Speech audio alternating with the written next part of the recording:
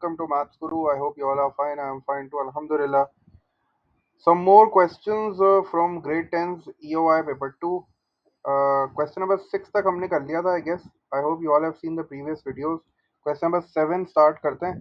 ठीक है. Question number 7 जो है it is about circle properties और इसमें हमसे कह रहा है कि A B C D and E are points on the circumference of a circle with centre O. ठीक है.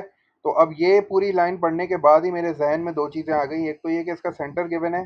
सेंटर अगर गिवन होता है तो इसका मतलब है कि भाई प्रॉपर्टी नंबर 1 और 2 जो है ना वो मैं चेक ज़रूर करूंगा क्योंकि सेंटर पे रिलेटेड है वो दोनों. और फिर उसने मुझे ये बोला है A B C D E are points on the circumference of a circle. इसका मतलब है कि भाई साइक्लिक क्वाड्रेटरल वाली प्रॉपर्टी भी है ना, उसको भी मुझे लाजमी यहाँ चेक करना पड़ेगा. ठीक है. आगे कह रहा है A C is a diameter and A C is parallel to E D. अब देखो A C is parallel to E D. अब ये पैरेलल का जो वर्ड आता है ना, जब ये पैरेलल का वर्ड आ जाए तो अपने जहन में दो टाइप के एंगल्स जो है ना वो जरूर रखना. एक ऑल्टरनेट एंगल्स हो गए और एक कॉरस्पॉन्डिंग एंगल्स हो गए. ठीक है. तो अब देखो क्वेश्चन पढ़ के ही मैंने ब्रेनस्टॉर्मिंग कर ली कि मुझे कौन कौन सी प्रॉपर्टीज जो है ना वो यूज करनी है. तो मैं यहाँ साइक्लिक जो क्वाड्रिलेटरल है वो वाली प्रॉपर्टी को जरूर यूज करूंगा. प्रॉपर्टी नंबर 1 और 2 करूंगा क्योंकि वो मतलब उसमें सेंटर की जरूरत है. ठीक है. और उसने मुझे डायमीटर भी दिया हुआ है. डायमीटर का मतलब होता है सेकंड प्रॉपर्टी जो है ना angle in the semi circle वाली, वो भी लाजमी मुझे यहाँ चेक करनी पड़ेगी. और फिर पैरेलल का वर्ड बोला तो पैरेलल का मतलब ये हो गया कि ऑल्टरनेट एंगल्स और कॉरस्पॉन्डिंग एंगल्स भी जो है मैं ज़रूर ट्राई करूंगा. ये सारी चीज़ें मैंने रख ली जहन में. आगे कह रहा है A C and B E intersect at F. तो आपको पता है इंटरसेक्टिंग लाइंस जो है ना वो वर्टिकली ऑपोजिट एंगल्स भी बनाती हैं. तो काफ़ी सारी डाटा जो है ना उसने मुझे जो है क्वेश्चन में ही समझा दिया कि भाई किस किस तरफ जो है ना आपको सोचना है. ठीक है. तो बस अब ये सब मैंने जो है वो अपने जहन में रख लिया. अब मैं आगे बढ़ रहा हूँ. मुझसे कह रहा है B A C is equal to 52 degrees. B A C कौन सा एंगल है? बी ए सी, ये वाला एंगल 52 डिग्रीज है. क्वेश्चन में मेंशन है, फिगर में बना हुआ है. और कह रहा है सी बी ई जो है वो 68 डिग्रीज है. सी बी ई कौन सा एंगल है? ये कह रहा है सी बी ई का मतलब है यहाँ से शुरू हो रहा है, सी से बी पे जा रहा है और फिर ई पे जा रहा है. तो ये वाला जो एंगल है ना ये उसने मुझे 68 डिग्रीज दिया हुआ है. मुझसे कह रहा है find the angle A C B. A C B angle find करना है. ए सी बी कौन सा एंगल है? ए से स्टार्ट हो रहा है और सी पे जा रहा है और फिर बी पे जा रहा है. तो ए सी बी जो है ना ये वाला एंगल है. उसका मतलब है मुझे ये वाला एंगल जो है ना वो फाइंड आउट करना है. तो जब उसने मुझे डायमीटर दिया हुआ है तो मैं डायमीटर को ज़रा फोकस करूं अगर गौर से, तो ये डायमीटर है और ये जो है ट्राइंगल बना रहा है. इसका मतलब है ये 90 डिग्री है पूरा का पूरा मेरा इस तरह. तो ये ए बी सी जो है बेसिकली एक राइट एंगल ट्राइंगल है. इसमें दो एंगल्स हैं मेरे पास, एक है 52 डिग्रीज, एक है 90 डिग्रीज और तीसरा मुझे फाइंड आउट करना है. तो बस सिंपल जो तरीका है हमारे पास कि मैंने क्या करना है 180 में से दोनों का सम जो है वो सब्ट्रैक्ट कर देना है. तो जब मैं 180 में से 90, एक एंगल मेरे पास है 90 और एक एंगल है मेरे पास 52. तो जब मैं 90 और 52 को ऐड करूंगा तो ये बन जाएगा 142. और जब मैं इसको 180 में से माइनस करूंगा तो मेरे पास जो एंगल आ जाएगा that will be equals to 38 degrees. तो 38 डिग्रीज जो है वो मेरा आंसर आ गया. यहाँ भी देखो उसी तरह की वर्किंग हुई हुई है. यहाँ बस ये कि एक 90 है ना तो बाकी के जो दो हैं वो भी 90 होंगे. तो मैंने 90 में से 52 को माइनस किया, 38 आंसर आ गया मेरा डायरेक्ट. ये तरीका भी बिल्कुल ऐसे ही है. तो दोनों से सेम आंसर आ रहा है, दोनों ही लॉजिकल हैं. तो एक मार्क हमें इसका मिल जाएगा. सेकंड पार्ट में हमसे कह रहा है find angle C D E. अच्छा, अब ये कौन सा एंगल है सी डी ई? पहले इसको देख लेते हैं. ये वाला एंगल है ये सी डी ई. मुझे ये वाला एंगल फाइंड आउट करना है. तो ये तो बहुत आसान है भाई क्योंकि मैंने जहन में पहले ही बना लिया था कि साइक्लिक क्वाड्रिलेटरल वाली प्रॉपर्टी यूज़ करनी है. तो मैं क्या कर रहा हूँ, ये मैं सर्कल बना के तुम्हें दिखाता हूँ. एक ये हो गया बी, एक ई हो गया. ठीक है. और उसके बाद ये डी हो गया और ये सी हो गया. तो मैंने ये चार जो है वो वर्टिसेस जो है ले लिए. ये चारों के चारों जो है वो सर्कमफेरेंस में हैं, चारों कोऑर्डिनेटर बना रहे हैं. तो इसका मतलब हुआ कि ये जो बी और डी हैं ये जो है वो ऑपोजिट एंगल्स है तो ये सप्लीमेंट्री होंगे. अगर एक 68 है तो अगला निकालने के लिए मैं क्या करूंगा, 180 में से 68 को माइनस कर दूंगा तो मेरे पास 112 डिग्रीज आ जाएगा. साइक्लिक क्वाड्रिलेटरल की प्रॉपर्टी यही होती है ना कि जो ऑपोजिट एंगल्स होते हैं वो सप्लीमेंट्री एंगल्स होते हैं. तो ये वाला बी और डी सप्लीमेंट्री होगा क्योंकि ये ऑपोजिट है.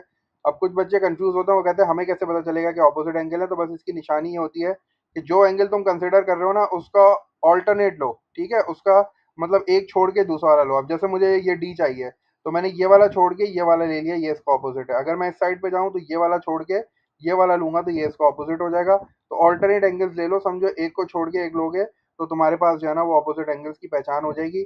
अगर सी की बात हम करते तो सी का वो कौन सा होता है ऑपोजिट? ये भी नहीं होता और ये भी नहीं होता क्योंकि ये तो इसके बिल्कुल बराबर में है ना. तो हम इसको एक को छोड़ के लेना पड़ता. तो ये जो है सी का ऑपोजिट ई हो जाता. ठीक है, तो ये हमने सी डी ई भी फाइंड कर लिया 112 डिग्री भाई। अब जल्दी से जो है ना वो पार्ट नंबर 4 देख लेते हैं। पार्ट नंबर 4 में वो मुझसे कह रहा है find angle B C D. अब ये एंगल बी सी डी देखते हैं कौन सा एंगल है बी सी डी। अब ये बी से स्टार्ट हो रहा है तो बी मेरे पास ये रहा, फिर ये सी पे आ रहा है और फिर ये डी पे जा रहा है। इसका मतलब है मुझे ये पूरा एंगल फाइंड आउट करना है, ये कंप्लीट एंगल फाइंड आउट करना है। इसका छोटा सा पार्ट जो है ना वो 38 है। अगर मुझे ये वाला पार्ट पता चल जाए ना तो मैं दोनों को ऐड कर दूंगा, मेरे पास एंगल बी सी डी आ जाएगा। अब देखो इसको मैंने ना बड़ी आसानी से छोटी सी जो है ना वर्किंग से मैंने फाइंड किया। मैं पहले इसको रब करके तुम्हें बताता हूँ, तुम जरा मेरी वाली वर्किंग देखो कि मैंने क्या किया ना। ठीक है, अच्छा मैं क्या कर रहा हूँ, चूंकि ये दोनों लाइन पैरेलल है ना तो मैंने जो है वो उसको यहाँ से भी एक्सटेंड कर दिया और मैंने इसको यहाँ से भी एक्सटेंड कर दिया। अब तुम देखो क्या तुम्हें जी बनता हुआ नजर आ रहा है? ऑल्टरनेट एंगल्स पैरेलल लाइन है ना, तो इसको मैं थोड़ा सा और सही कर लेता हूँ। ये लाइन जो है ना इसको डिफरेंट कलर से करता हूँ ताकि तुम्हें समझ में आए। ठीक है, मैं सिर्फ ना लाइंस एक्सटेंड कर रहा हूँ क्योंकि मैं तुम्हें बोला था जब भी पैरेलल लाइन का वर्ड वो आ जाए ना वर्ड तो तुम जो है वो देखना ऑल्टरनेट एंगल। अब देखो जी बन रहा है।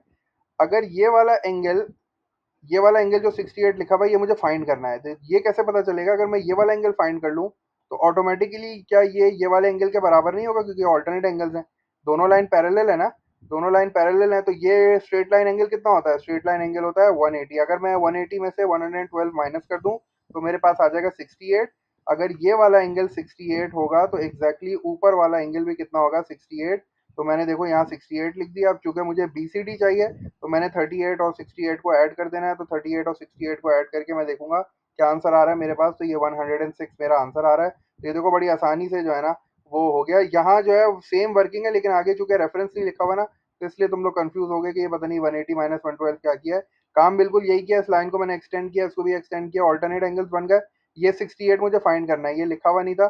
तो मैंने देखा यार ये 112 है ना तो बाकी का एंगल कैसे निकालूंगा? स्ट्रेट लाइन है तो 180 में से 112 को सब्ट्रैक्ट किया, 68 आ गया। अगर ये वाला एंगल 68 होगा तो डेफिनेटली ऊपर वाला भी कितना होगा? 68 होगा। तो मुझे ये 68 पता चल गया, ये 38 पता चल गया। चूंकि मुझे पूरा एंगल चाहिए तो मैंने दोनों को ऐड कर दिया। जब दोनों को ऐड करूंगा तो एंगल बी सी डी जो है वो मेरे पास कितना आ गया? 106 आ गया।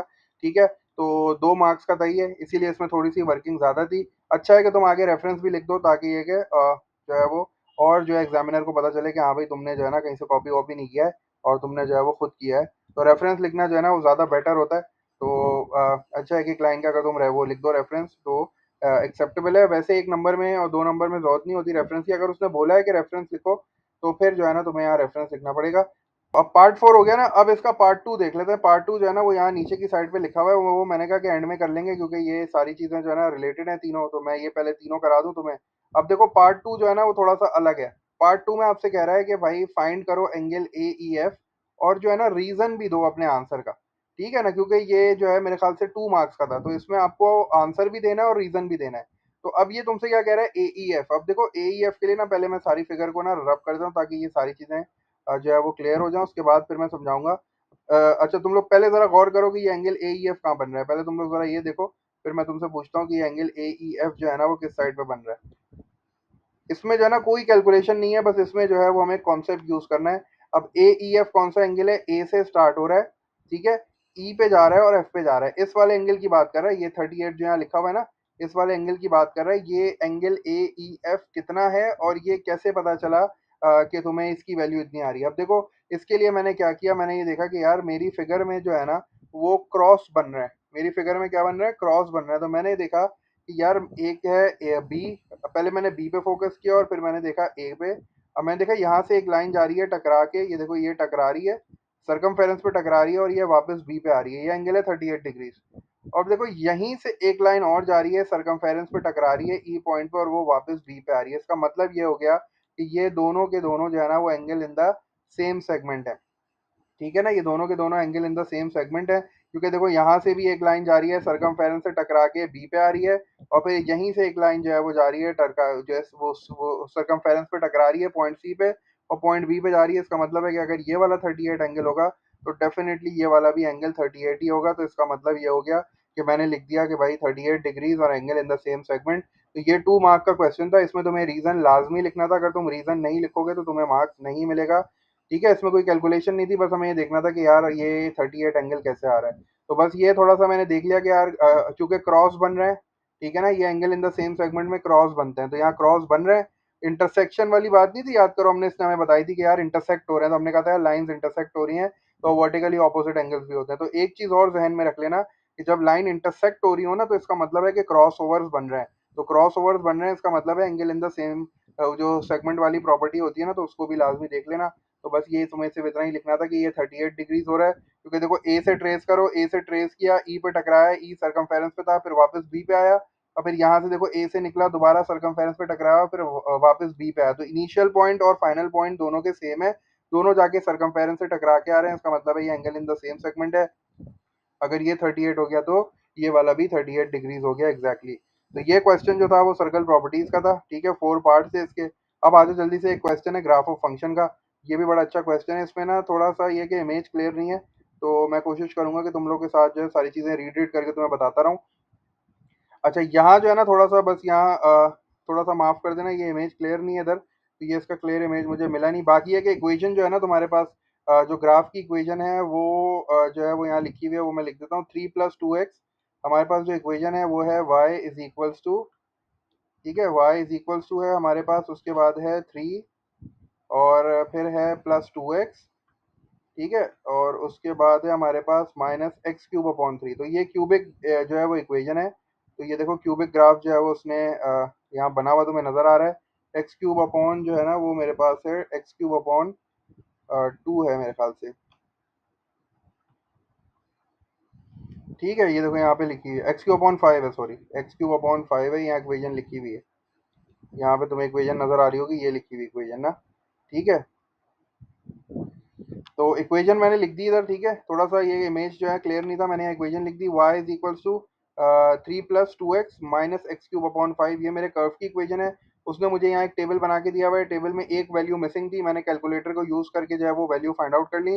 जब आप कैलकुलेटर यूज करो और इस तरह ग्राफ ऑफ फंक्शन की वैल्यू निकाल रहे हो ना, तो मेक श्योर के ब्रैकेट यूज जरूर करना, ठीक है। जैसे यहाँ x की वैल्यू 4 है ना, तो यहाँ जरूर ब्रैकेट यूज करना, क्योंकि समटाइम्स जो है वो वैल्यू नेगेटिव होती है, तो ब्रैकेट की वजह से जो है ना वो आंसर गलत आ जाता है। तो ये वाले के लिए ना बिल्कुल वर्किंग की जरूरत नहीं होती, बस तुम डायरेक्ट कैलकुलेटर से करते हो। बस ये है कि ब्रैकेट्स का ख्याल रखो। और -1.8 आ गया, उसके बाद तुमने प्लॉट किया, तो ये तुम्हारे पास जो है ना मतलब क्यूबिक का जो है वो ग्राफ बन गया। अलिफ के ऊपर जो मद होता है ना, इसकी तरह का शेप होता है क्यूबिक ग्राफ का ना, तो ये इस तरह आ गया, सही है। अच्छा, अब ये चूंकि x³ का कोफिशिएंट नेगेटिव है, यहाँ तुम्हें नजर आ रहा है x³ का कोफिशिएंट नेगेटिव है, इसलिए ये सेकंड से स्टार्ट होके फोर्थ पे जा रहा है। अगर x³ का कोफिशिएंट पॉजिटिव होता है तो हमेशा फर्स्ट से स्टार्ट होके थर्ड पे एंड होता है। ये शेप्स जो है ना तुम्हें याद करने पड़ेंगे, ताकि तुम्हें जो है ना वो तसल्ली हो जाए जब तुम अपना ग्राफ बनाओ तो, ठीक है ना। तो ये क्यूबिक के जो शेप्स हैं ये मैंने एक वो डाली है वीडियो इंपॉर्टेंट फार्मूलाज की, इंपॉर्टेंट फार्मूलाज और नोट्स, उसमें तुम्हें ये सारे शेप्स जो है ना वो मिल जाएंगे।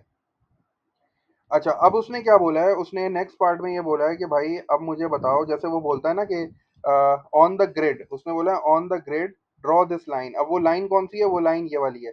वो लाइन लिखी हुई है 2y + x = 8, 2y + x = 8। इस लाइन को जो है ना वो मुझे प्लॉट करना है अपने ग्राफ पे। तो अब पहले प्लॉट करने के लिए मैं क्या करूंगा, x को सब्जेक्ट, उसको y को सब्जेक्ट बनाऊंगा।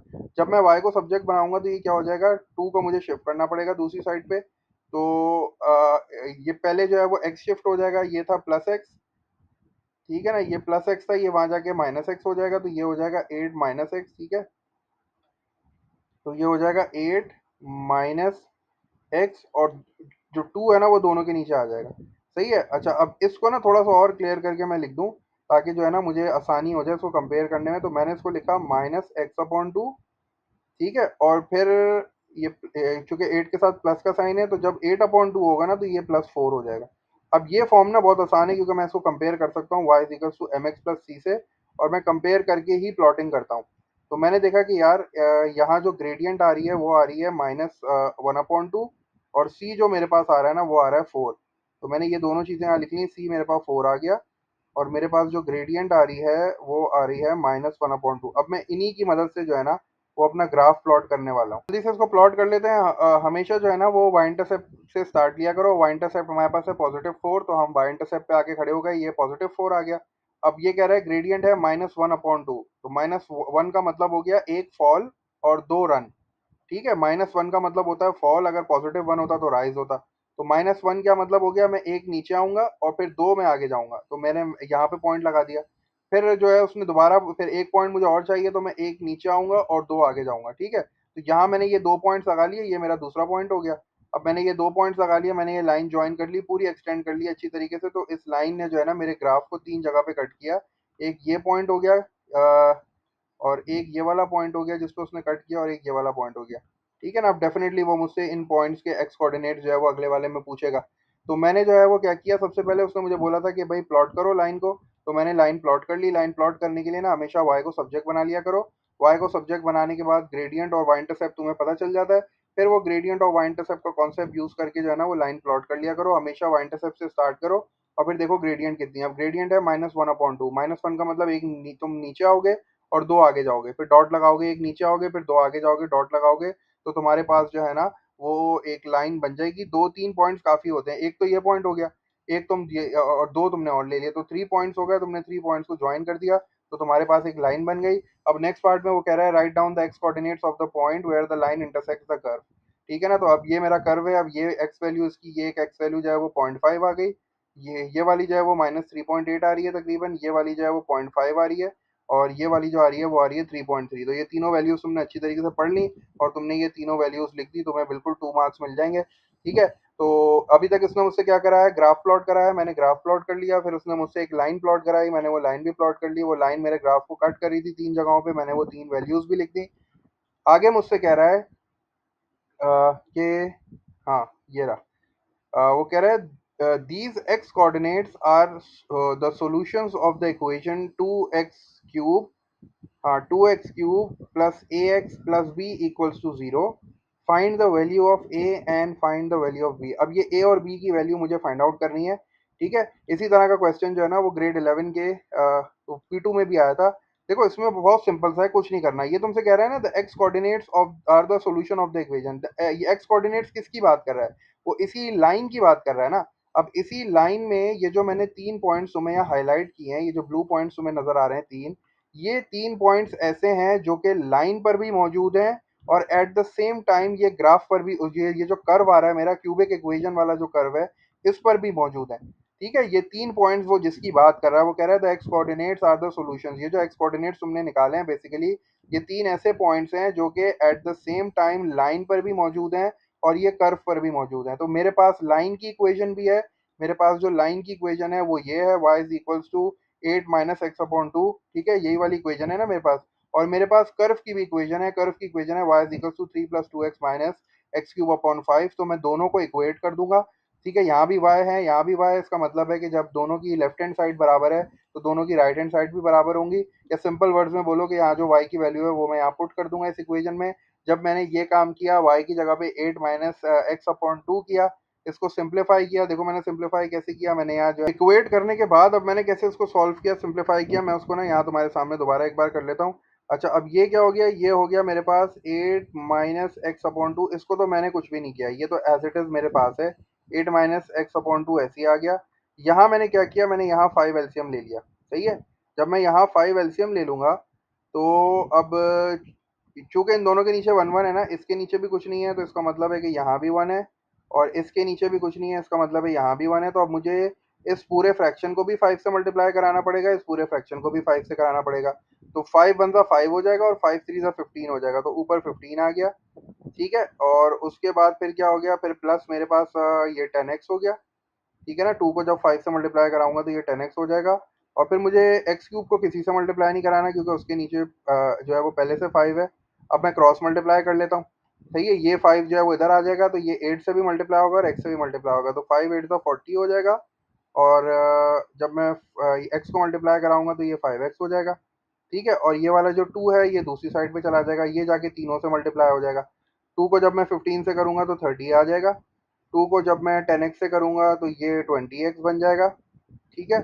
और फिर जब मैं 2 को करूंगा एक्स क्यूब के साथ तो ये मेरे पास हो जाएगा माइनस का 2x क्यूब। तो ये मेरे पास जो है वो इक्वेशन आ गई। अब मैं सब कुछ शिफ्ट कर देता हूँ एक साइड पे। ठीक है। ये 40 और 5x को मैं इधर ही रहने देता हूँ, इन तीनों को शिफ्ट कर देता हूँ इस साइड पे। ठीक है। अच्छा, अब ये क्या हो जाएगा, ये इस तरह हो जाएगा, 40 हो गया माइनस 5x ऐसे ही हो गया। ठीक है। और 30 जब शिफ्ट होगा तो ये हो जाएगा -30, और 20 जब शिफ्ट होगा तो वो भी हो जाएगा -20x। सही है। और फिर जो लास्ट वन है 2x क्यूब, ये जब शिफ्ट होगा इस साइड पे तो ये भी पॉजिटिव का 2x³ हो जाएगा इक्वल टू 0 हो जाएगा। अब मुझे बस इसको अरेंज करना है क्योंकि मुझे इसको कंपेयर करना है। सही है ना? तो अरेंज करने के लिए पहले मैंने 2x³ का लिख दिया कोफिशिएंट। ये मेरे पास आ गया 2x³। उसके बाद मेरे पास है x वाला। ठीक है, तो x क्या है मेरे पास, -5 और -20 हो जाएगा -25x। और फिर लास्ट में जो है वो मेरे पास क्या बच गया, 40 में से जब मैं 10 को सब्ट्रैक्ट, सॉरी 40 में से 30 को सब्ट्रैक्ट किया तो मेरे पास आ गया 10 और ये इक्वल्स टू 0 हो गया। अब मैं इसको कंपेयर करूंगा, जो मुझे उसने इक्वेशन दी हुई थी, उसने मुझे इक्वेशन क्या दी हुई थी, उसने इक्वेशन दी हुई थी मुझे 2x³। वो भी मैं यहाँ लिख देता हूँ, 2x³ उसने मुझे इक्वेशन दी थी। देन उसके पास था प्लस का ax। ठीक है, और फिर आखिर में था उसके पास प्लस बी इक्वल्स टू 0। अब सिर्फ कंपेयर करना है, 2x³ पहली टर्म है, बिल्कुल कॉपी हो गई एग्जैक्ट। आगे चलो, उसके बाद मेरे पास है -25x। तो x तो है यहाँ, ए की जगह पे कौन आ गया, ए की जगह पे -25 आ गया। इसका मतलब है ए की वैल्यू -25 आ गई। और बी की जगह पे तुम्हें कौन नजर आ रहा है, 10 नजर आ रहा है। इसका मतलब है कि बी की वैल्यू मेरे पास 10 हो गई। तो ये इस तरह जो है ना ये क्वेश्चन सॉल्व होता है, थोड़ी सी वर्किंग ज्यादा होती है इसकी। देखो मार्क्स भी 3 है। तो बस अब ये याद रखना, अगर इस तरह की लैंग्वेज आती है ना, the x coordinates of the solution, तो ये जाहिर सी बात है, ये आपको इस तरफ इशारा दे रहा होता है कि यार आपने कोई लाइन अभी प्लॉट की है, उस लाइन ने आपके कर्व को इंटरसेक्ट किया है, और वो जो इंटरसेक्टिंग पॉइंट्स हैं वो at the same time line पर भी मौजूद हैं और वो कर्व पर भी मौजूद हैं। तो उन दोनों को यूज करो, उन दोनों की इक्वेशंस को इक्वेट करो, और फिर सिंप्लीफाई करके जो है ना, वो मैं आपको एक और इक्वेशन दे रहा हूँ, उससे कंपेयर करके कोफिशिएंट्स की वैल्यू फाइंड आउट करो। तो ये जो है वो ए की वैल्यू -25 आ गई, और हमारे पास बी की जो वैल्यू आ गई दैट इज इक्वल्स टू 10। उसके बाद एक और ग्राफ ऑफ फंक्शन का क्वेश्चन था, जिसमें उसने मुझे जो है वो एक्सपोनेंशियल ग्राफ दिया हुआ था। ठीक है, क्योंकि यहाँ वेरिएबल जो है वो एक्सपोनेंट में है, तो ये एक्सपोनेंशियल ग्राफ है।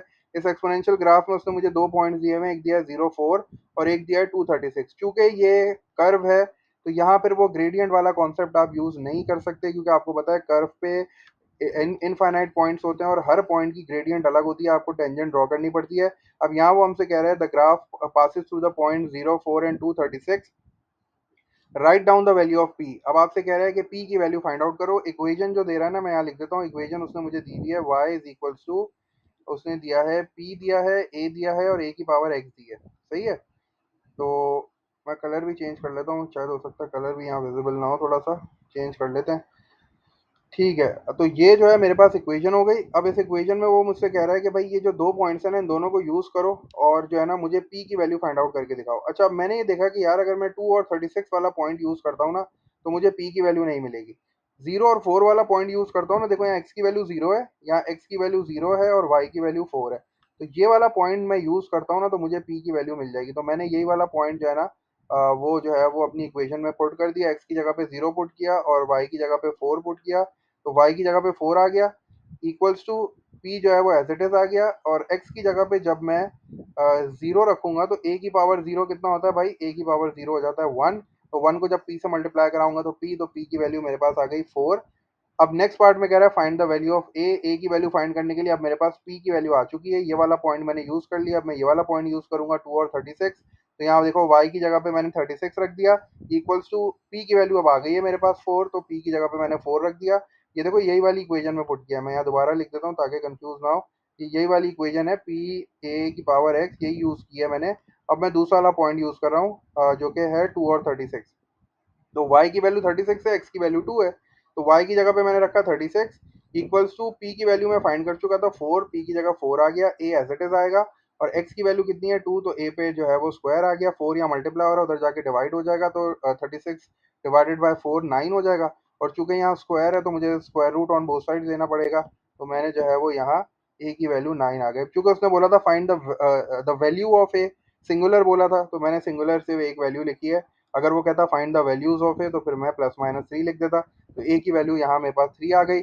और एक और पार्ट है इसका, वो कह रहा है the graph passes through the point 4 और क्यू, कह रहा है 4 और क्यू से जो है वो ग्राफ आपका पास हो रहा है, आप क्यू की वैल्यू फाइंड आउट करके दिखाओ। तो चूंकि ग्राफ की इक्वेशन वही है, ग्राफ वही है, तो इक्वेशन मैंने वही यूज कर ली, y is equals to P की sorry y is equals to P और a की पावर x। तो यही वाला जो पॉइंट है मैं पुट कर दूंगा। मेरे पास p की वैल्यू भी है, मेरे पास a की वैल्यू भी है, और जो है वो मुझे फाइंड आउट करनी है q की वैल्यू। तो यही इक्वेशन यूज करता हूँ, y की जगह पे q रख दिया, ठीक है, और q हो गया इज इक्वल्स टू p की जगह पे 4 आएगा, क्योंकि p की वैल्यू मैंने 4 फाइंड की हुई है। a की वैल्यू 3 मैंने फाइंड कर लिया, तो a की जगह 3 आ गया, और फिर ऊपर x है तो x की वैल्यू 4 है, तो 3 की पावर 4 जो है वो तकरीबन 81 बनती है। 3 3 ज़ा 9, 9 3 ज़ा 27 और 27 3 ज़ा 81, और जब मैं 81 को 4 से मल्टीप्लाई कराऊंगा तो मेरे पास आंसर आ जाएगा 324। तो ये जो था वो ग्राफ ऑफ फंक्शन का एक क्वेश्चन था, जिसमें उसने दो ग्राफ्स हमसे जो है ना, तकरीबन दो ग्राफ्स उसने असेस कर लिए। एक उसने जो है वो क्यूबिक भी हमसे बनवा के उसके भी चीज़ें सॉल्व करवा ली, और एक जो है वो उसने हमसे एक्सपोनेंशियल भी देके जो है वो उसको भी थोड़ा सा सॉल्व करवा लिया। तो ये दो क्वेश्चंस हो गए। एक मेरे ख्याल से और क्वेश्चन है एक क्वेश्चन काइनेमेटिक्स का था। वो ये रहा इसको भी देख लेते हैं जल्दी से। ये तो आसान सा क्वेश्चन है, इसमें इतना मुश्किल कोई चीज़ नहीं है। इसमें वो हमसे कह रहा है द स्पीड टाइम ग्राफ, उसने हमें एक स्पीड टाइम ग्राफ दिया हुआ है और हमसे कह रहा है कि भाई ये जो स्पीड टाइम ग्राफ है ये एक ट्रेन का है over a period of 80 seconds, ठीक है। और हमसे कह रहा है the train travelled a total distance of 850 meters in the first 50 seconds। तो 850 meters in the first 50 seconds उसने दे दिया, 50 seconds यहाँ तक है। अब जैसी वो डिस्टेंस दे दे और स्पीड टाइम हो ना, समझ लो भाई एरिया अंडर द कर्व है। तो एरिया अंडर द कर्व के लिए हमारे पास जो है वो ट्रेपीजियम है, हम ट्रेपीजियम भी यूज़ कर सकते हैं और हम ट्राइंगल और रेक्टेंगल भी यूज़ कर सकते हैं। मैंने यहाँ ट्रेपीजियम यूज़ कर लिया है। तो अब मैंने ये देखा कि भाई स्पीड का यूनिट है मीटर में और यहाँ भी वो मीटर में, तो मैंने जो है डिस्टेंस स्टार्ट किया। ट्रेपीजियम का फॉर्मूला होता है half into sum of parallel sides multiply by height. तो ये पैरेलल साइड्स कौन सी हैं? एक पैरेलल साइड ये वाली हो गई और एक पैरेलल साइड जो है ना मेरी ये वाली हो गई। तो ये वाली पैरेलल साइड कितनी है? 0 से 50 है, तो ये 50 हो गई। और ये वाली पैरेलल साइड कितनी है? ये 15 से स्टार्ट हो रही है और 50 तक जा रही है, तो 50 माइनस 15 35 हो गया। और इन दोनों पैरेलल साइड्स के दरमियान जो डिस्टेंस होता है ना, ये मेरा हाइट कहलाती है। तो ये हाइट कितनी है? ये हाइट कितनी है भाई? यहाँ से मैंने पढ़ लिया वाई एक्सिस से, ये हाइट मेरे पास आ रही है वी। ठीक है, तो मैंने क्या किया, half into sum of parallel side multiply by V. अब जब मैंने इसको सिंप्लीफाई किया, टू को पहले भेज दिया 850 से और इनको मल्टीप्लाई किया, फिर 85 हो गया, इनको डिवाइड किया, तो मेरे पास वी का आंसर आ गया 20 मीटर पर सेकेंड। कुछ बच्चे जो है वो हो सकता है वो बोले कि सर हम ट्राइंगल से करना चाह रहे हैं, तो ट्राइंगल से भी हो जाएगा बिल्कुल, बस उसमें ये है कि थोड़ी वर्किंग ज़्यादा होती है। आ जाओ जल्दी से मिलके कर लेते हैं हम भी एक बार। तो ट्राइंगल से करेंगे तो 850 इधर आ गया। उसके बाद ट्राइंगल हमारे पास है half into base into height, तो ट्राइंगल हाफ हो गया, ठीक है। और जल्दी से बताओ बेस कितनी है? इसकी बेस हो गई 15 और हाइट इसकी वी हो गई, तो मैं डायरेक्ट 15 वी लिख लूँ, सही है। तो मैंने यहाँ डायरेक्ट 15 भी लिख लिया। अच्छा, उसके बाद फिर ये प्लस हो गया, सही है। मैं दोबारा बताता हूँ, half into base into height है ना, तो इसकी बेस 15 है और हाइट इसकी वी है, तो मैंने 15 और वी को मल्टीप्लाई कर लिया। उसके बाद है मेरे पास ये वाली जो है वो 35 हो गई और ये जो है वो वी हो गया, तो ये 35 वी हो गया, सही है ना। तो ये 35 वी हो गया। इसको जल्दी से कर लेते हैं, 850 मैंने एज इट इज इधर लिख लिया और यहाँ मैं 35 वी लिखना भूल गया, 35 वी लिख लेते हैं जल्दी से इसको। अब कोई बच्चा ये गलती ना करे कि भाई यहाँ से टू को शिफ्ट करके वहाँ भेज दिया, गलत हो जाएगा ये अभी आप टू को शिफ्ट नहीं कर सकते। मैं इसको सिंप्लीफाई करूँगा, 15 को जब मैं डिवाइड करूँगा तो टू से, तो ये बन जाएगा 7.5 वी और ये आपका हो गया 35 वी। अब मैं इन दोनों को ऐड कर दूंगा जल्दी से। जब मैं 35 को और 7.5 वी को ऐड करूँगा तो ये मेरे पास आएगा 42.5, सही है भाई। तो ये हो गया मेरे पास 42.5 वी और फिर यहाँ है 850। तो बस अब v की वैल्यू चाहिए, तो जल्दी से कैलकुलेटर उठा लेना, 850 को 42.5 से डिवाइड कर लेना, आपका आंसर 20 आ जाएगा।